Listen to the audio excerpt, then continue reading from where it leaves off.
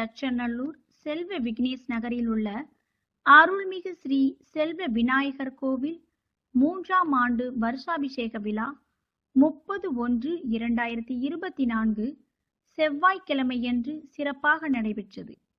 இவ்விழாவினை முன்னிட்டு சங்கடகர சதுர்த்தியான 29/1/2024 திங்கட்கிழமையன்று செல்வ விநாயகருக்கு மாக்காப்பு அலங்காரம் மற்றும் திருவிளக்கு பூஜைகள் நடைபெற்றது. வருஷாபிஷேக விழாவான மறுநாள் காலை 10:30 மணியளவில் சீர் ஊர்வலம் வந்த பின் 11 மணியளவில் யாகசால பூஜைகள் நடைபெற்றது. தொடர்ந்து 12 மணிக்கு செல்வ விநாயகருக்கு சிறப்பு அபிஷேகமும் அலங்கார பூஜையும் நடைபெற்றது. பின் பக்தர்களுக்கு அன்னதானம் வழங்கப்பட்டது. இரவு 7 மணிக்கு மேல் அருள்மிகு ஸ்ரீ செல்வ விநாயகர் உற்சவர் வீதி உலா நடைபெற்றது. இந்த விழாவில் ஏராளமான பக்தர்கள் கலந்து கொண்டு விழாவை சிறப்பித்தனர்.